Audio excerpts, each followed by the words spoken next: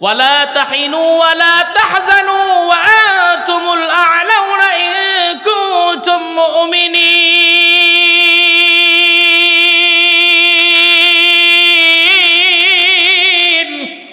হতাশার কোনো কারণ নাই, মুমিনদের যিনি বিজয় দিয়ে দেন তিনি কে?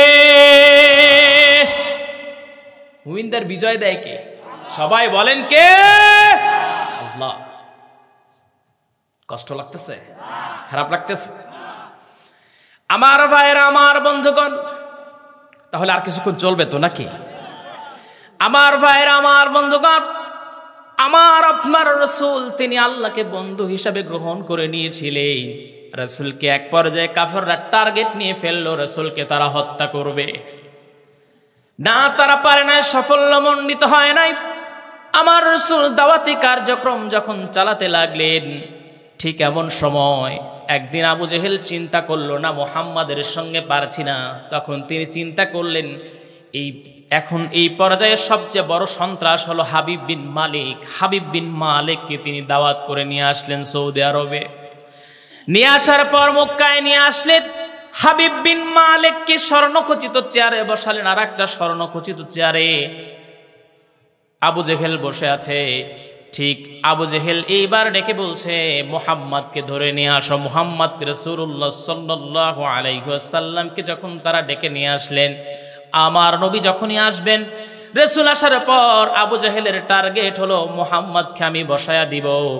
কিন্তু যখন রাসূল এসে দাঁড়িয়েছেন, মনোযোগ দিয়ে আলোচনাটা শুনবেন, ঠিক এমন সময় রাসূলের চেহারার দিকে তাকায়া হাবিব বিন মালিক রাসূলের চেহারার দিকে তাকানোর সঙ্গে সঙ্গে বসে থাকতে পারে নাই, অটোমেটিকলি দাঁড়িয়ে গেছে।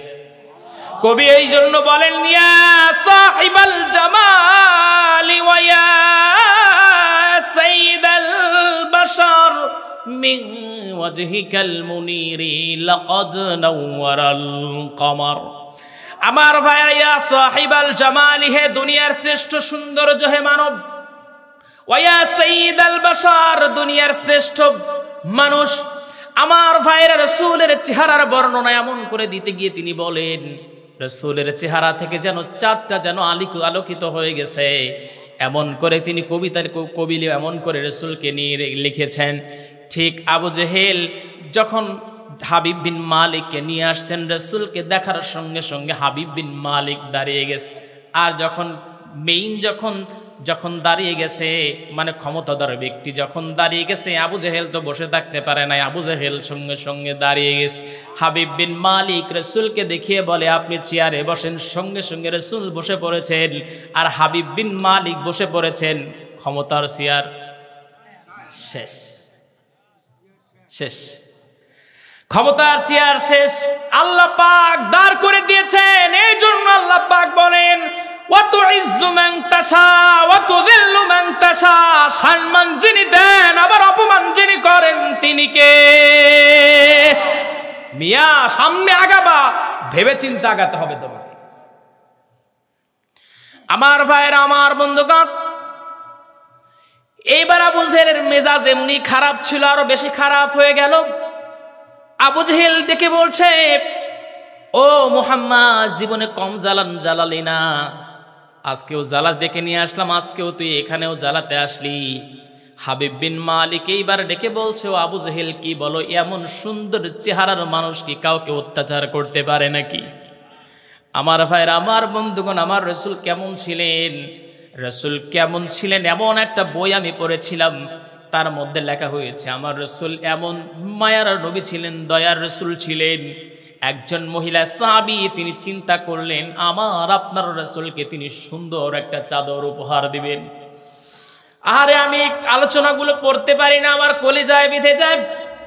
মহিলা চাদর খুব কষ্ট করে দামি সুতা দিয়ে তিনি বোনালেন, রাসূলকে নিয়ে এসে বলেন, হে রাসূল, এই যে নেন, আমি আপনাকে চাদরটা উপহার দিলাম। আমার আপনার রাসূল যখন চাদরখানা বেশি পরে নাই, বরঞ্চ 1 থেকে 2 বার রাসূল পরেছেন। ঠিক এমন সময় একজন বেদুইন সাহাবী তিনি রাসূলের কাছে এসে ডেকে বলছেন, হে রাসূল, আপনি যে চাদরখানা পরেছেন, সেই চাদরখানা একটা আমাকে কি আপনি উপহার দিবেন নাকি? সেই চাদরটা আমি নিতে চাই। আল্লাহর নবী মুহাম্মদুর রাসূলুল্লাহ সাল্লাল্লাহু আলাইহি ওয়াসাল্লাম ওই বেদুইনকে না বলেন নাই, বরঞ্চ রাসূল বললেন, নাও তোমাকে আমি সেই চাদরখানা দিয়ে দিলাম।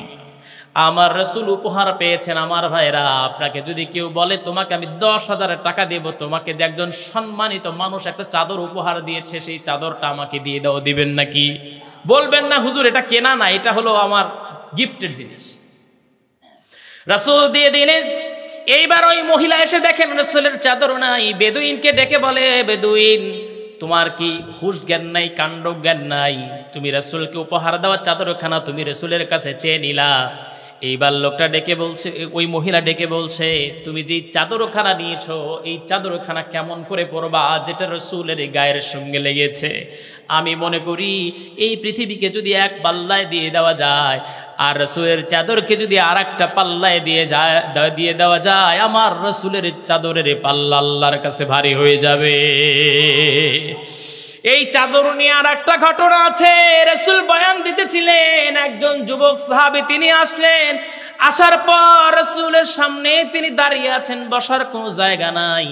জারির রাদিয়াল্লাহু তাআলা আনহু তিনি দাঁড়িয়ে আছেন। নবীজি ডেকে বললেন, জারির একটু বসে যাও। রাসূল ইঙ্গিত দিয়ে বললেন, কিন্তু বসার কোনো জায়গা ছিল না।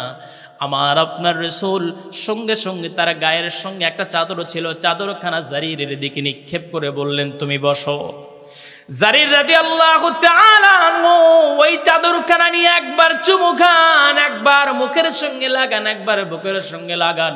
ডেকে বলেন, নবীজি যে এই চাদরখানা আপনি আমারে উপহার দিলেন, বসার জন্য দিলেন, আমি তো মনে করি এটা যদি একটা পাল্লায় দেওয়া যায় আর একটা পাল্লায় দুনিয়াকে তুলে দিলে আল্লাহর কাছে রাসূলের চাদরের পাল্লা ভারী হয়ে যাবে। ইয়া রাসূলুল্লাহ, সেটা কথা নয়। ভরা মজলিসে আমি যুবক একজন মানুষ, আমি একজন যুবক সাহাবী, আপনি আমাকে যে সম্মান দিলেন, আপনি আমাকে যে সম্মান প্রদর্শন করলেন রাসূল, আমি আপনার জন্য দোয়া করি আল্লাহ পাক কিয়ামতের দিন যেন আপনার সম্মানটা যেন অক্ষুণ্ণ রাখেন। জোরে কোন সুবহানাল্লাহ। এইবার মহিলা ডেকে বলছে, ইয়া রাসূলুল্লাহ, আপনার উপহার দিয়েছি ওই বেদুইন রে কেন দিলেন? ও বেদুইন, তোমার কি কাণ্ড জ্ঞান নাই? বেদুইন ডেকে বলছে, মহিলা শোনো, তুমি হতাশ কেন হও? আমি জানি আমি দুনিয়া থেকে যখন বিদায় হয়ে যাবার পর, এই দুনিয়া থেকে বিদায়ের পর ওই কবরের জিন্দেগিতে আমাকে যেতে হবে। কিন্তু ওই কবরের মাটির দুইটা চাপ আমি সহ্য করতে পারবো না। ডান পাজরের হাড় বাম পাজরে ঢুকে যাবে, আর বাম পাজরের হাড় ডান পাজরে ঢুকে যাবে, মাথাটা চ্যাপ্টা হয়ে যাবে, সহ্য করতে পারবো না। আবার জাহান্নামের আগুন আমি সহ্য করতে পারবো না। এই কথা তিনি বলছেন। এরপরে বলছেন, আমি রাসূলের কাছেই চাদরটা নেওয়ার উদ্দেশ্য হলো, আমি যেদিন দুনিয়া থেকে বিদায় হয়ে যাব, আমার কাফনের কাপড় দুনিয়ার অন্য কোনো কাপড় দিয়ে দিবা না, বরঞ্চ রাসূলের এই পরিহিত চাদর দিয়ে আমার কাফনের কাপড় বানায়া দিবা। কারণ আমি বিশ্বাস করি আমার রাসূলের চাদরখানা পরে যদি দুনিয়া থেকে বিদায় হয়ে অন্ধকার কবরে যাই, তাহলে নিশ্চিত আল্লাহ পাক জাহান্নামের আগুন থেকে আমারে মুক্তি দিয়া দিবে। জনামে মুস্তাফা চুমে नहीं दुखती कभी आँखें, जो नामे मुस्तफा चूमे नहीं दुखती कभी आँखें, पहन ले प्यार जो उनका बदन मैला नहीं होता, मोहम्मद के गुलामों का कफन मैला नहीं होता। সবাই বলে আল্লাহু আকবার। আর আমার বন্ধুগণ একটু জিকির করি লা ইলাহা।